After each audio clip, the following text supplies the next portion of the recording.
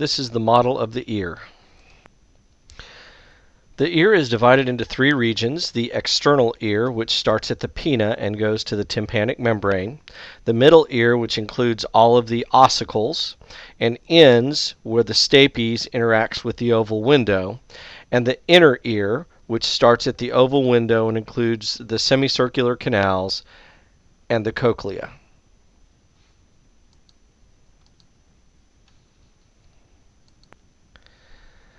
Let's start with some basic anatomy from the out in, starting with the auricle of the pinna, the external ear. Goes in through the external acoustic meatus, ends at the tympanic membrane or eardrum. We can see some ossicles here.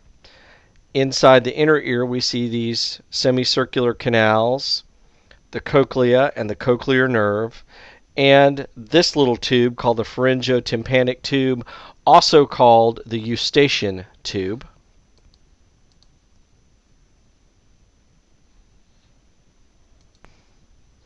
And let's look at a few more structures at this view.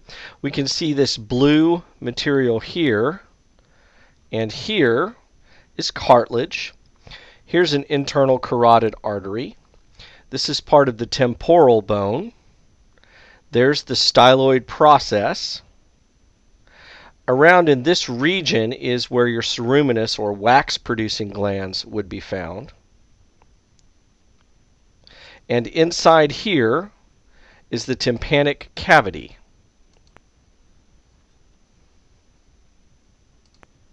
Let's look at a few external structures.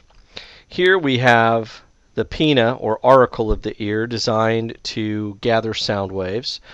This part of the ear is made up of elastic cartilage covered by skin. Here is the opening to the external auditory canal, and here would be the earlobe.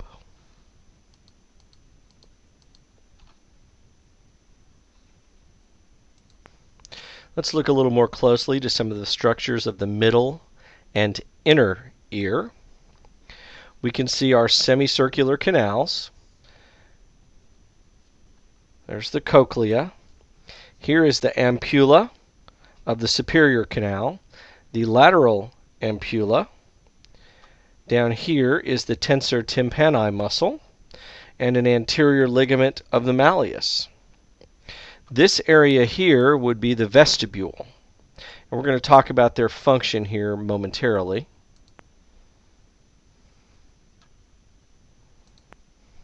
If we look closely, we can also see the three ossicles, the malleus, the incus, and the stapes.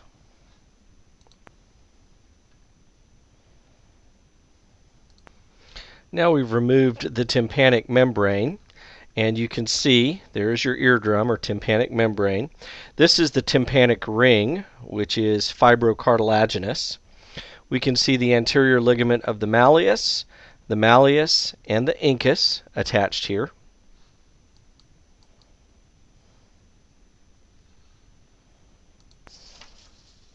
And now we've removed the inner ear, and we're looking at it from kind of a top-down view here.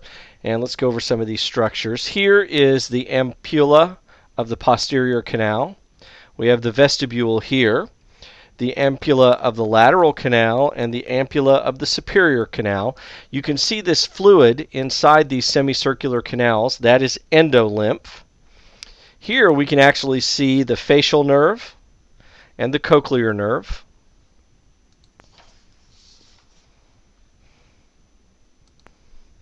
Now here we can see this inner ear from a different direction, but we can still see the ampulla of the superior canal, the lateral canal. There's a stapedius muscle and the stapes. There's the ampulla of the posterior canal, and the stapes is overlying the oval window. It's located right under the stapes. This is the cochlea, but this farthest end here is the cupula. There is your cochlear nerve.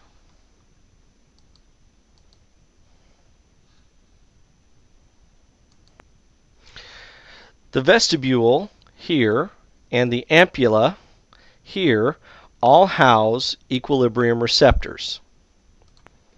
Inside the vestibule, there is this little saccule. It's located here, and it's continuous with the membrane that extends into the cochlea. Another structure here in the vestibule is the utricle. The utricle is continuous with the semicircular ducts and extends through the ampulla into the semicircular canals. And both of these structures contain equilibrium receptors. So the saccule moves through the cochlea.